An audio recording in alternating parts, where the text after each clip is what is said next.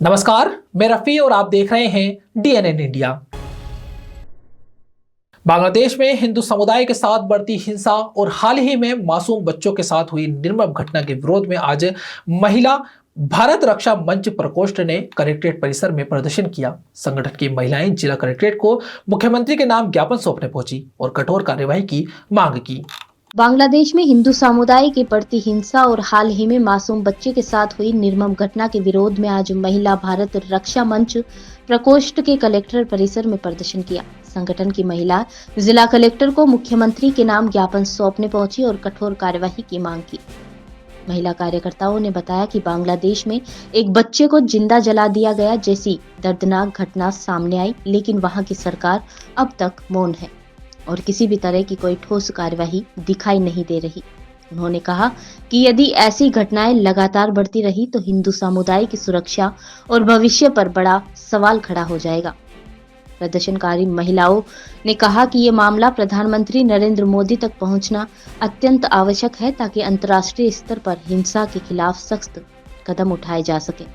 उन्होंने कहा कि सरकार का मौन रहना उचित नहीं है और जल्द से जल्द निर्णायक कार्यवाही ही ऐसी हिंसा को रोक सकती है।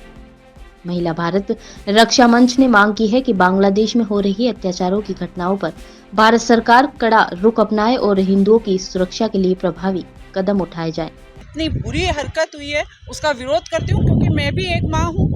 मुझे ये देखकर बड़ा वो लगा कि जब अगर मेरे बच्चे के साथ ऐसा हो तो दूसरे बच्चे के साथ हुआ वो भी मेरे बच्चे जैसा है, तो ऐसा होना बहुत खतरनाक है। और ये जो हिंदुओं का वो स्पेशली वो वहाँ विरोध करके, क्योंकि वो बच्चा हिंदू था और उसके साथ उस विशेष समुदाय ने इस तरह की हरकत की, मैं उसका फुल जोर विरोध करती हूँ। और मैं बांग्लादेश की सरकार का भी इसके लिए विरोध कर रही हूँ, क्योंकि उन्होंने हमारे लोगों को, हिंदू लोगों को बिल्कुल वहाँ प्रोटेक्शन नहीं दे रखा, जबकि हमारी भारत सरकार सभी धर्मों वालों को एक लेकर चल रही है। तो मैं भारत सरकार से भी ये दरखास्त लगाना चाहूँगी कि इस तरीके के लोगों को, जो हमारे हिंदू बांग्लादेश के अंदर है, उनको प्रोटेक्शन प्रदान करें और ताकि आगे से वो भी अपना जीवन सरल जी सके। नहीं तो इसका क्या उल्टा प्रभाव होगा कि जिस दिन हिंदू भड़क गए तो बांग्लादेशियों का भारत में रहना बहुत मुश्किल हो जाएगा।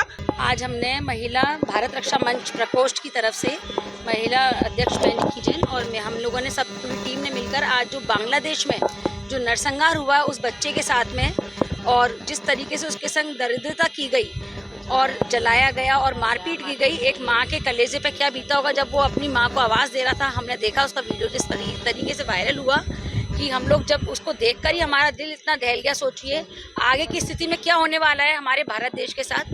बांग्लादेश में जिस प्रकार वहाँ की सरकार मौन करे हुए है और इस पर कुछ बोल नहीं रही है, और आगे हमारी सेफ्टी और हमारे अधिकार कैसे लड़े जाएंगे बांग्लादेश में, हमारे को ये न्याय चाहिए। हम मंत्री मोदी जी से ये गुहार लगाना चाहते हैं कि हमारे हिंदुओं को रक्षा कैसे मिलेगी, और इस तरीके से मौन रखने से कुछ नहीं होगा। और उसकी सरकार के खिलाफ हमारे मोदी जी को एक्शन लेना है और हम सब इसके लिए आज खड़े हैं।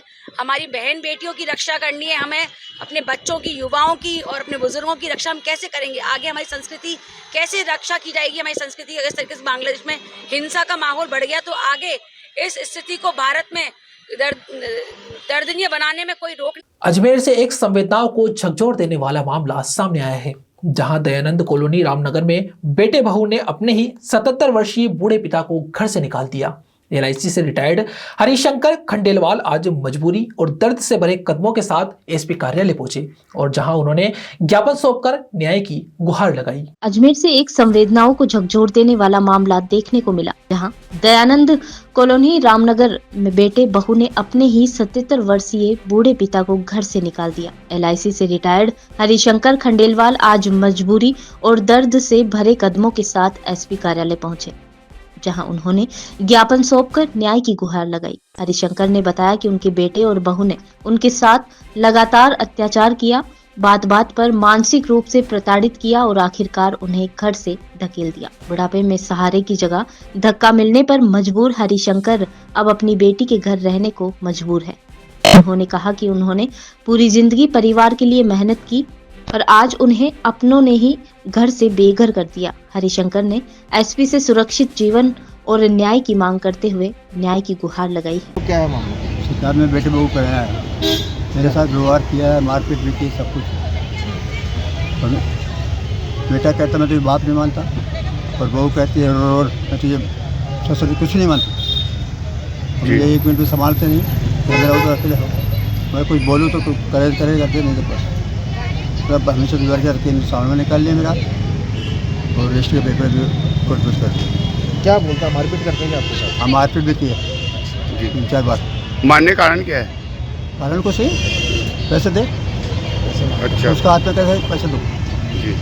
90% खर्चा मैं कर रहा हूँ, 10% कर रहा हूँ उसके पैसे में। कमाया तो इसने नौकरी की दुकानों पे, कोई पैसा नहीं दिया, और आज भी उसका व्यवहार बहुत करता नशा वशा भी करता है? है, नशा करता है, गुटखा खाता है और दारू शराब पीता है, दूध पीता है। बाबूजी क्या नाम है आपके बेटे बहू का? श्याम गुप्ता और रश्मि गुप्ता। कहाँ रहते हैं? 340/2 ज्ञान कॉलोनी रामनगर। थाने पे शिकायत दी है आपने? थाने पे शिकायत दी हाँ, थी? शिकायत दी थी, मुझे याद नहीं। अजमेर के वैशाली नगर मुख्य मार्ग पर आज उदयराम एंड सन्स के नए शोरूम का भव्य उद्घाटन किया गया। समारोह में राजस्थान विधानसभा अध्यक्ष वासुदेव देवनानी मुख्य अतिथि के रूप में शामिल हुए और शोरूम का शुभारंभ किया। अजमेर के वैशाली नगर मुख्य मार्ग पर आज उदयराम एंड सन्स के नए शोरूम का भव्य उद्घाटन किया गया। समारोह में राजस्थान विधानसभा अध्यक्ष वासुदेव देवनानी मुख्य अतिथि के रूप में शामिल हुए और शोरूम का शुभारंभ किया।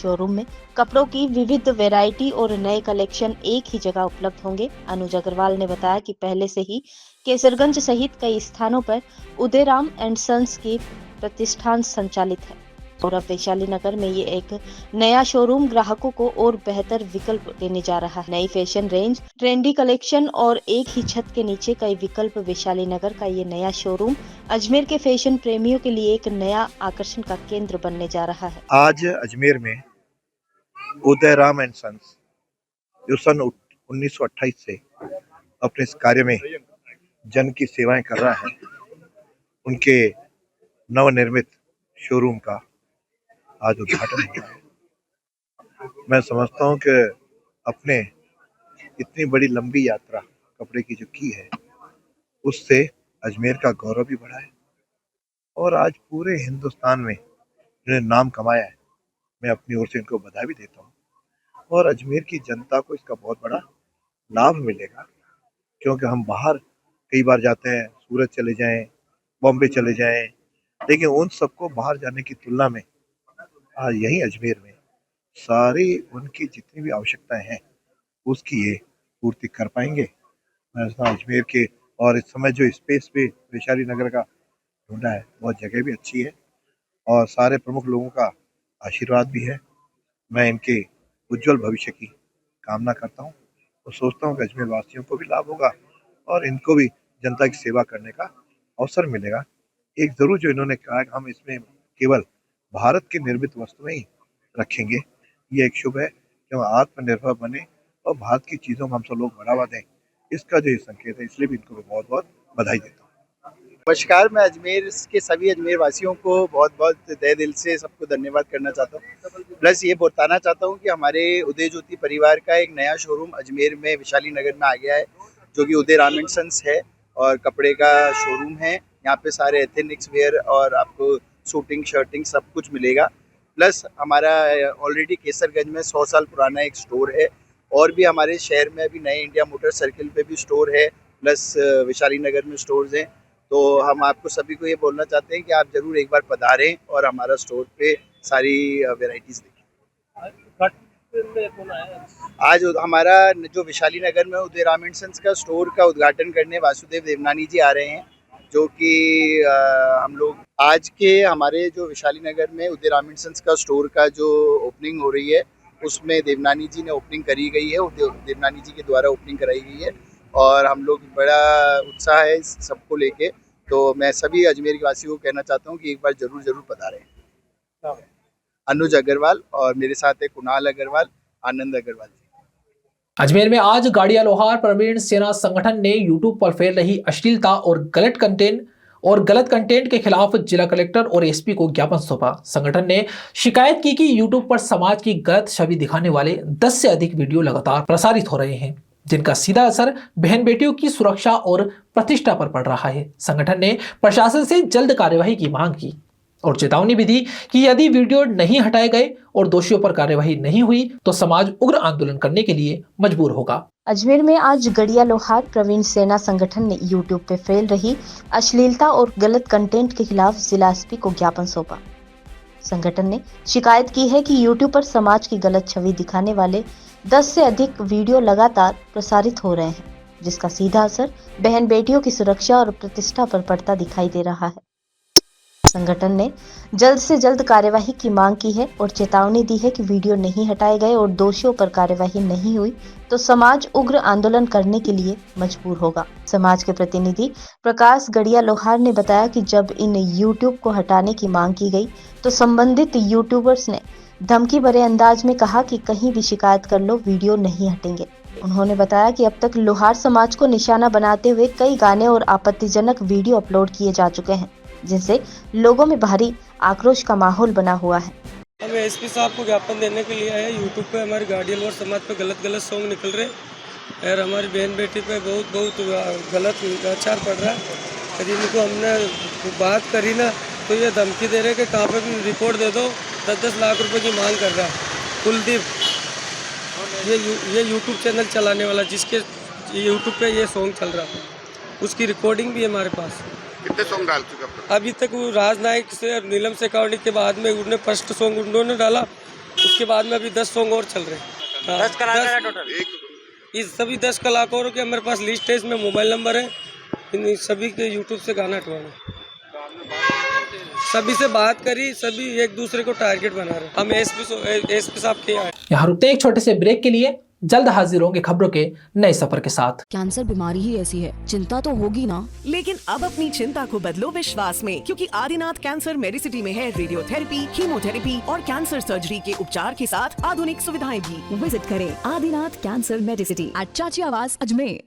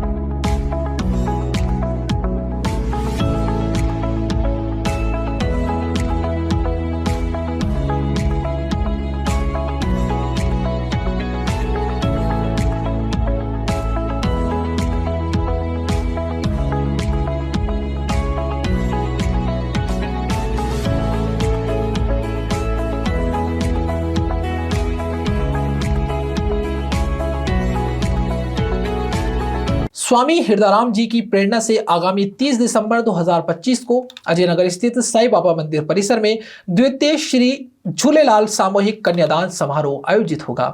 साईं बाबा मंदिर, ताराचंद हुंदलदास खानचंदानी सेवा संस्थान, श्री अमरपुर सेवा घर, सिंधी समाज महासमिति, सिंधी लेडीज क्लब और मास्टर वासुदेव मंघानी सेवा संस्थान के संयुक्त तत्वावधान में आयोजित यह समारोह इस बार 11 जोड़ों के विवाह का साक्षी बनेगा। स्वामी हृदयदास जी की प्रेरणा से आगामी 30 दिसंबर 2025 को अजय नगर स्थित साईं बाबा मंदिर परिसर में द्वितीय झूलेलाल सामूहिक कन्यादान समारोह आयोजित किया जाएगा। साईं बाबा मंदिर, ताराचंद हुंदलदास खानचंदानी सेवा संस्थान, अमरपुर सेवा घर, सिंधी समाज महासमिति, लेडीज क्लब और मास्टर वासुदेव मंघानी सेवा संस्थान के संयुक्त तत्वाधान में आयोजित ये समारोह इस बार 11 जोड़ों के विवाह का साक्षी बनेगा। समारोह को सफल बनाने में जापान के अप्रवासी भारतीय सुरेश केलाल, महेश तेजवानी, रामचंद्र गुलवानी और अमेरिका से अमोलक खानचंदानी सहित कई भामाशाहों का विशेष सहयोग रहेगा। वहीं वधुओं को 101 उपहारों के साथ स्वर्ण रजक आभूषण, गृहस्थी सामग्री, वस्त्र पूजन सामग्री और एफडी प्रदान की जाएगी। पिछले वर्ष 10 कन्याओं के विवाह के बाद इस वर्ष का दूसरा सामूहिक कन्यादान कार्यक्रम आयोजित होने जा रहा है। आयोजन समिति के अध्यक्ष और संयोजक कंवल प्रकाश कृष्णानी ने बताया कि राजस्थान सहित आसपास के राज्यों से चयनित 11 जोड़े की सभी तैयारियां पूरी कर ली गई है। आयोजन को सुचारू रूप से संपन्न कराने के लिए अलग अलग समितियों का गठन जिम्मेदारियों को सौंप दी गई है। समारोह में सिंधी लेडीज क्लब की 80 महिलाएं और 150 पुरुष सक्रिय भूमिका निभाएंगे, जिससे कार्यक्रम को भव्य और व्यवस्थित रूप देने की तैयारी की जा रही है। झूलेलाल सामूहिक कन्यादान समारोह का आयोजन किया जा रहा है। इसमें साईं बाबा मंदिर में 30 दिसंबर को 11 कन्याओं का इसमें विवाह होगा। अजमेर की विभिन्न संस्थाएं इन कार्यक्रम के अंदर जुड़ रही हैं। उसमें मुख्य रूप से, क्योंकि मैं आपको बता दूं कि स्वामी हृदयराम जी के महाराज की प्रेरणा से इस कार्यक्रम को हम लोग संपादित कर रहे हैं, और इस कार्यक्रम के अंदर साईं बाबा मंदिर, ताराचंद हुंदलदार खानचंदानी सेवा संस्थान, सिंधी समाज महासमिति, सिंधी लेडीज क्लब व मास्टर वासुदेव मंगानी संस्थान की तरफ से इस कार्यक्रम को आयोजित किया जा रहा है।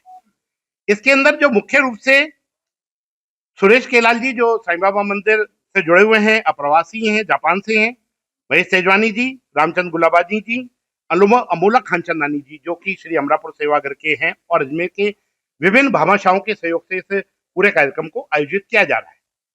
इसमें 11 जोड़ों को हम लोग 101 उपहार यहाँ पर दे रहे हैं। उसके अलावा इनके अंदर टोटल मिला के हमारी 150 पुरुष और 80 महिलाएं इस पूरे कार्यक्रम को आयोजित करने में अपनी मुख्य भूमिका अदा कर रही है। संत महात्माओं के आशीर्वाद से मातृशक्ति तो अपना कार्य संभालेगी तो लेगी, परंतु साथ साथ संत महात्मा हम लोगों के साथ में इस कार्यक्रम के अंदर रहने वाले हैं। जो अजमेर के जो हमारे विभिन्न संत हैं, उन संत इस पूरे कार्यक्रम के अंदर हम लोगों के साथ में रहेंगे। इस सामूहिक कन्यादान का जो हमने मूल रूप है, जो जैसे सामूहिक सम्मेलन, वैवाहिक सम्मेलन होता है, उसका मूल रूप बदलकर हमने इसका कन्यादान समारोह कर दिया, जिससे कन्यादान समारोह में कंफर्ट रूप से हर तरीके के बच्चे यहाँ पर जुड़ रहे हैं। इसमें कोई अमीर गरीब का हमने कोई भेदभाव नहीं रखा है। इसमें सिर्फ गरीब ही व्यक्ति इसमें भाग लेगा। इसमें जो भी लोगों ने हम लोगों के पास में प्रथम 11 रजिस्ट्रेशन कराए, उन 11 लोगों को हम लोगों ने इसके अंदर, उन बच्चों को इसमें हमने जोड़ा है। इनके अंदर हम लोग बच्चों के जो फेरे हैं, उन फेरे के अंदर पर्यावरण का संकल्प दिलाने के लिए उन्हें हम लोग मीठे नीम का पौधा देंगे, जिसको वृक्ष बनाने के अंदर वो अपनी भूमिका अपनी अदा करेंगे। इस कार्यक्रम के अंदर सुबह 10 बजे से ही कार्यक्रम प्रारंभ हो जाएगा। 11 बजे, 11:30 बजे साईं बाबा मंदिर के मुख्य द्वार से बारात निकलेगी, जो अजय नगर के अंदर पूरा घूमने के बाद में वापस साईं बाबा मंदिर के अंदर ही आएगी, और उसके बाद में 1:45 पर वो जो है फेरों का जो है पूरा कार्यक्रम 30 पंडितों के द्वारा इस पूरे कार्यक्रम को आयोजित करने में पूरी भूमिका रहेगी। इसके बाद में हम लोग जो एक सम्मेलन करेंगे, जो वहाँ पे आशीर्वाद समारोह रहेगा, उसमें सभी जो भामाशाह हैं उन लोगों की उपस्थिति के अंदर उस कार्यक्रम को हम लोग संपादित करेंगे, और 5:30 बजे उन बच्चों को हम लोग यहाँ से विदाई करेंगे। बैंड बाजाओं के साथ में 2 बग्गियां जो हैं, वो 2 बग्गियां और 11 घोड़ियां इस पूरे क्षेत्र में चलेगी, जिसमें संत महात्मा रहेंगे। हमने इसमें एक विशेष रूप से जो प्रयोग किया है वो ये कि स्वरोजगार को देखते हुए हमने इसमें सिलाई मशीन और ब्यूटी पार्लर से संबंधित सामग्री उपहार के रूप में दी है, जिससे वो बच्चे जो हैं उनको आने वाले समय के अंदर स्वरोजगार की तरफ भी आगे जोड़ सके। और 4 आवास इसमें हमने किए, और 400 बारातियों के अंदर को रहने की व्यवस्था इसमें हम लोगों ने की, और पंजीयन के लिए जो भी सहयोग है वो पूरा सहयोग हम लोग। सनातन गौ सेवा समिति पाली एवं दुर्वाकुश एजुकेशन फाउंडेशन के संयुक्त तत्वावधान में शुक्रवार से 10 दिवसीय कमांडो प्रशिक्षण एवं चरित्र निर्माण शिविर का शुभारंभ हुआ। शिविर का आयोजन जमनी कुंड रोड स्थित बाल मुकुंद आश्रम में किया जा रहा है। सनातन गौ सेवा समिति पाली और दुर्वाकुश एजुकेशन फाउंडेशन के संयुक्त तत्वाधान में शुक्रवार से 10 दिवसीय कमांडो प्रशिक्षण और चरित्र निर्माण शिविर का शुभारंभ हुआ। शिविर का आयोजन जर्मनी कुंड रोड स्थित बाल मुकुंद आश्रम में किया गया। कार्यक्रम के मुख्य अतिथि कर्नल अजय दादीज, CO 11 राज बटालियन अजमेर और बाल मुकुंद आश्रम के सनातन आचार्य महंत सनातन रहे। मुख्य कमांडो प्रशिक्षक प्रेम कुमार ने बताया कि 12 से 25 वर्ष की आयु वर्ग के बालक बालिकाओं को आत्मरक्षा, अनुशासन, राष्ट्रभक्ति, जूडो, कराटे, बॉक्सिंग, लाठी, तलवार, अस्त्र शस्त्र संचालन, कमांडो ट्रेनिंग, राइफल शूटिंग, तीरंदाजी, आसन, रस्सी से उतरना विशेष प्रशिक्षण दिया गया। इसके साथ ही योगाचार्य द्वारा योग, प्राणायाम और आत्मिक संस्कारों का बौद्धिक प्रशिक्षण भी प्रदान किया गया। व्यवस्था प्रमुख विष्णु शर्मा ने बताया कि शिविर प्रतिदिन सुबह 7 बजे से दोपहर 11 बजे तक आयोजित होगा और 4 जनवरी तक चलेगा। नहीं, एक अच्छा प्रयास है, एक अच्छी शुरुआत है। बच्चों का काफ़ी रुझान है। ये बच्चे सभी डिफेंस फोर्सेस में आना चाहते हैं। उसके लिए यहाँ जो आयोजन करने वाले हैं इन्होंने काफ़ी अच्छा ग्राउंड, इसके बाद इनके जो एक्टिविटीज़ करानी है इनको फिज़िकल, उसके ऑब्स्टिकल्स वगैरह लगाए हैं। साथ ही साथ ये इनका फिज़िकल के साथ मेंटल भी इनकी तैयारी कराएंगे, डिस्कशंस कराएंगे, सो दैट हमारे बच्चे आने वाले समय में जो बाकी के बच्चे बाहर से आते हैं, बेंगलोर पूना से, जो ज़्यादा अच्छी जगह से पढ़ के आ रहे होंगे, उनके साथ कम्पीट कर सकें। काफ़ी देशों में आ चुका है कि 16 साल से नीचे उनको मोबाइल और वो सब चीज़ के लिए प्रतिबंध कर रहे हैं। हमें भी ऐसा करना चाहिए। मोबाइल बहुत आवश्यक है, लेकिन उनको समय निर्धारित कर सकते हैं आप, कि उन बच्चों को बोलें कि आपको 1 घंटा ये मिलेगा, तभी मिलेगा जब आप 1 घंटा ये वाला गेम्स खेलेंगे या आप ये कुछ करेंगे। जब मैं अपने बच्चे को अगर ये कहूँगा कि बेटा जब आप फुटबॉल खेल के आओगे, क्रिकेट खेल के आओगे या बाहर कुछ ऐसा गेम खेल के आओगे जिससे आपकी टीम डेवलपमेंट हो रही है, तो मैं आपको आधा घंटा मोबाइल दूंगा। तो बच्चा इस कारण से वो भी करेगा। और हाँ सर, क्या कार्यक्रम हो रहा है? आज जो कार्यक्रम हो रहा है ये देख रहे हैं आप, सेल्फ डिफेंस, आत्म सुरक्षा, बेटियों को सशक्त बनाने के लिए है। इसमें कई स्कूलों ने भी पार्टिसिपेट किया है, वही क्षेत्रीय लाडो रानी लक्ष्मीबाई संस्थान की टीम ने भी, बच्चों ने भी भाग लिया है। और इसमें भाग लेने में यह है कि बेटियों को सशक्त बनाना हमारा महत्व है और हम चाहते हैं कि हमारी संस्था इस तरीके के कार्यक्रम करते रहें। आज विष्णु जी भाई साहब की तरफ से जो उपक्रम किया गया है, जो लोगों को दिखाया गया है, ये वास्तव में एक जोश व खरोश का काम है और ये कार्यक्रम लगातार 10 दिन तक चलता रहेगा। 4 तारीख को इसका समापन है। पुष्कर के इतिहास में पहली बार ऐसा कमांडो प्रशिक्षण वर्ग आयोजित हो रहा है। ये पाले से टीम आई हुई है प्रेम जी आर्य की, और पुष्कर के अंदर ये जो कमांडर प्रशिक्षण वर्ग कमांडो को करना था, वो मेरे कॉन्सेप्ट इसलिए दिमाग में आया था कि कुछ बच्चे जो हम हर वर्ष, आपको ध्यान में है कि पुष्कर के अंदर आत्मरक्षा प्रशिक्षण वर्ग आयोजित करते हैं, तो उसमें हमारे को शिक्षकों की और जो तलवार की है, राइफल्स की है, ऐसी अनेक चीज़ों की थोड़ी वो रहती है कि प्रशिक्षककर्ता नहीं मिलते हैं। तो मैंने सोचा था कि बच्चे पुष्कर के ही तैयार हों। तो इस सोच से पिछले बार हमारा जो दुर्वांकुश एजुकेशन फाउंडेशन है, इन बच्चों को पाली लेके गया था। तो वहाँ से ये आया था कि भाई सब बच्चे वहाँ नहीं आ सकते हैं, हम कितने के ले गए, तो एक पुष्कर में भी आयोजित हो। तो गर्मियों में इनके बहुत शिविर उधर लगते हैं, तो गर्मियों की छुट्टियों में पॉसिबल नहीं है। तो पुष्कर के अंदर अभी सर्दियों की छुट्टियों में इनका आया था कि भाई कर सकते हैं, तो इनका हुआ है।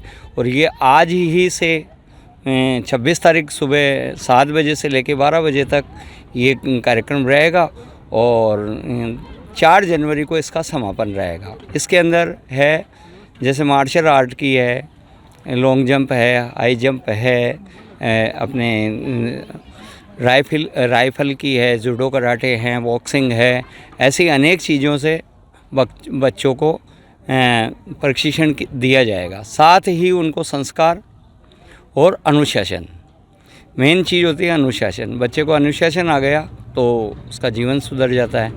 तो ये चीज़ हमारे बच्चों में होनी चाहिए। सुबह जल्दी उठना, जल्दी आना, ऐसे ठंड में आना, इस मैदान में आना। तो ये चीज़ों को सोचते हुए कि पुष्कर के बच्चे भी आर्मी, सेना, पुलिस इनमें जाए तो तैयार होंगे तो ही जाएंगे। तो जब ये है तो उसका किया और बहुत अच्छा रेस्पॉन्स भी रहा पुष्कर के अंदर। मेरी आशा से अधिक रहा है कि अब तक 200 से ज़्यादा बच्चों का हो चुका है और आज और लगता है कि मुझे अभी 100-150 बच्चों का, तो ऐसे करके बहुत ही अच्छा रहा है। और मैं ये तो कह सकता हूँ कि आपको जो 10 दिन बाद बच्चा यहाँ से तैयार होकर निकलेगा तो घर वाले भी सोचेंगे कि, और जितनी भी विद्यालय ने जो की है मेहनत, वो विद्यालय वाले भी कहेंगे ये हमारी टीम अलग ही आई है। होटल कनक सागर में श्रीमद् भागवत कथा ज्ञान यज्ञ का भव्य शुभारंभ आज धार्मिक उल्लास और भक्ति भावना के बीच हुआ। सनातन चेतना के जागरण और धर्म रक्षा के संकल्प के साथ शुरू हुए इस 7 दिवसीय आयोजन में मथुरा वृंदावन से पधारे भगवताचार्य संदीप कृष्ण ठाकुर जी रसपूर्ण कथा वाचन कर रहे हैं। अजमेर के होटल कनक सागर श्रीमद् भागवत कथा ज्ञान यज्ञ का भव्य शुभारंभ आज धार्मिक उल्लास और भक्ति भावना के बीच हुआ।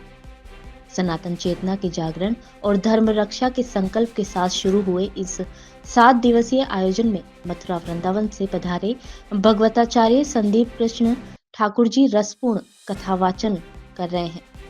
शुभारंभ के अवसर पर राजराजेश्वर मंदिर खाईलैंड से कथा स्थल तक भव्य कलश और पोथी यात्रा निकाली गई, जिनमें 51 महिलाएं सिर पर कलश धारण कर श्रद्धा के साथ चल रही थी। यात्रा में शामिल पुरुष और महिला भक्त भक्ति संगीत पर झूमते और नृत्य करते हुए कथा स्थल तक पहुंचे, जिससे पूरे मार्ग में आध्यात्मिक माहौल बन गया। कथा प्रवक्ता और सनातन धर्म रक्षा संघ अजमेरू राजस्थान के अध्यक्ष पूर्व न्यायाधीश अजय शर्मा ने बताया कि कथा का आयोजन होटल कनक सागर में द्वितीय मंजिल स्थित खाईलैंड मार्केट में किया जा रहा है, जहां प्रतिदिन दोपहर 2 बजे से शाम 5 बजे तक भक्तों के लिए कथा प्रवाह रहेगा।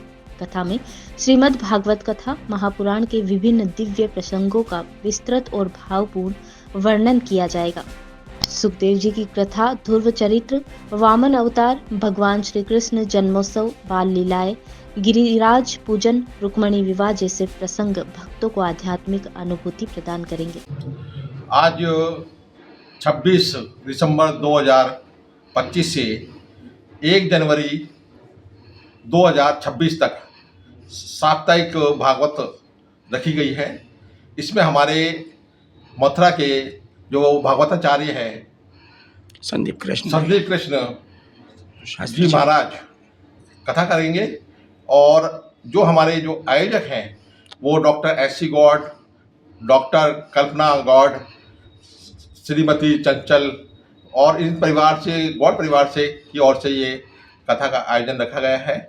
ये कथा प्रतिदिन 1 बजे से 2 बजे से 5 बजे तक चलेगी, और उससे पहले कथा का पूजन रहेगा। आज हम सनातन धर्म रक्षा संघ की ओर से सभी सदस्यों ने इसमें भाग लिया, जिसमें हमारे ब्रजेश गौड़, इंदर सिंह जी पवार, विजय कुमार जी शर्मा, अजय शर्मा, अरुणा भास्कर, श्रीमती गायत्री शर्मा और जो गौड़ परिवार है वो भी शामिल रहे। इसके अलावा जो मथुरा से हमारे पधारे हुए जो पूजा कराने के लिए पंडित हैं और कलाकार हैं वो भी इसमें शामिल हुए, अजमेर की जनता शामिल हुई। आज क्या प्रोग्राम हुआ? आज राजराजेश्वरी जो खाईलैंड में मार्केट में जो मंदिर है वहाँ से कलश यात्रा निकाली गई। 51 कलश यात्रा में महिलाएं शामिल हुई, और ये कलश यात्रा आगरा गेट होते हुए कनक सागर होटल पहुंची है, और अभी कुछ ही देर में हमारी भागवत 2 बजे प्रारंभ। अजमेर शहर जिला कांग्रेस कमेटी द्वारा आज पूर्व प्रधानमंत्री स्वर्गीय डॉक्टर मनमोहन सिंह को भावपूर्ण श्रद्धांजलि अर्पित की। श्रद्धांजलि सभा में शहर जिला कांग्रेस अध्यक्ष व कई वरिष्ठ पदाधिकारी, पार्षद व युवा कांग्रेस कार्यकर्ता और महिला कांग्रेस प्रतिनिधि मौजूद रहे। सभी ने 2 मिनट का मौन रखकर देश के इस महान अर्थशास्त्री और शांत स्वभाव के नेता के प्रति अपनी भावनाएं व्यक्त की। अजमेर शहर जिला कांग्रेस कमेटी द्वारा आज पूर्व प्रधानमंत्री स्वर्गीय डॉक्टर मनमोहन सिंह को भावपूर्ण श्रद्धांजलि अर्पित की गई। श्रद्धांजलि सभा में शहर जिला कांग्रेस अध्यक्ष, कई वरिष्ठ पदाधिकारी, युवा कांग्रेस कार्यकर्ता सहित कई लोग मौजूद रहे। सभी ने 2 मिनट का मौन रखकर देश के इस महान अर्थशास्त्री और शांत स्वभाव के नेता के प्रति अपनी भावनाएं व्यक्त की। शहर जिला अध्यक्ष ने कहा, डॉक्टर मनमोहन सिंह ने मनरेगा अभियान को लागू कर देश भर में ग्रामीण परिवारों को रोजगार सुरक्षा का सबसे बड़ा आधार दिया है। उनकी ये नीति आज भी करोड़ों परिवारों की आर्थिक रीढ़ बनी हुई है। आगे कहा कि डॉक्टर सिंह के कार्यकाल में भारत की आर्थिक नीतियों को नई दिशा मिली है। उनके निर्णय केवल तत्काल प्रभाव देने वाले नहीं थे, बल्कि आने वाली पीढ़ियों के लिए भी रास्ता तैयार करने वाले थे। वित्तीय सुधारों से लेकर शिक्षा, स्वास्थ्य और ग्रामीण विकास तक डॉक्टर मनमोहन सिंह के कामों ने भारत की विकास यात्रा को मजबूती दी है। कार्यकर्ताओं ने आगे बताते हुए कहा कि मनमोहन सिंह का योगदान सिर्फ राजनीतिक नहीं बल्कि राष्ट्र निर्माण की मजबूत धरोहर है, जिसे सम्मान के साथ हमेशा याद किया जाएगा। स्वर्गीय मनमोहन सिंह जी जो हमारे पूर्व प्रधानमंत्री थे, उनको आज हमने सब कांग्रेसियों ने मिलकर श्रद्धांजलि दी है। और जैसा आपको विदित है कि जब भारत की अर्थव्यवस्था बिल्कुल छिन्न भिन्न हो गई थी, उस वक्त मनमोहन सिंह जी को वित्त मंत्री बनाया गया था और उनके द्वारा ही वापस पुनः भारत में अर्थव्यवस्था सही हुई और खुशहाली आई है। आज हम उनके निर्वाण दिवस पे हम उनको याद करते हैं और श्रद्धा सुमन अर्पित करते हैं। प्रधानमंत्री डॉक्टर मनमोहन सिंह जी की आज हम सभी कांग्रेस जन आज जयंती मना रहे हैं। पूर्व वो श्रद्धा सुमन अर्पित करिए सभी जनों ने। आरटीआई के देने वाले और मनरेगा को गांव-गांव और ग्रामीण तक पूरे विश्व भर में फैलाने वाले और भारत अमेरिका के परमाणु समझौते का एक विकसित करने वाले आज पूर्व प्रधानमंत्री मनमोहन सिंह जी की आज हमने श्रद्धा सुमन अर्पित किए। सभी कांग्रेस जन, सभी आदरणीय डॉक्टर राजकुमार जी जयपाल जी जो शहर अध्यक्ष हैं उनके निवास स्थान आकर कांग्रेस जनों ने यहाँ से उपस्थित किए। अजमेर जीआरपी थाना पुलिस ने बड़ी कार्यवाही करते हुए 2 आरोपियों को गिरफ्तार किया है। इनके कब्जे से 5 अवैध पिस्टल और 12 जिंदा कारतूस बरामद किए हैं। पुलिस को इस बारे में खास मुखबिर से पक्की सूचना मिली थी, जिसके बाद टीम अलर्ट हो गई थी। अजमेर जीआरपी थाना पुलिस ने बड़ी कार्यवाही करते हुए 2 आरोपियों को गिरफ्तार किया है। इनके कब्जे से 5 अवैध पिस्टल और 12 जिंदा कारतूस बरामद किए गए हैं। पुलिस को इस बारे में खास मुखबिर से पक्की सूचना मिली थी, जिसके बाद टीम अलर्ट हो गई। जांच में सामने आया कि दोनों आरोपी मध्य प्रदेश से ट्रेन द्वारा अजमेर पहुंचे थे और यहां से जोधपुर हथियार सप्लाई करने की तैयारी में थे।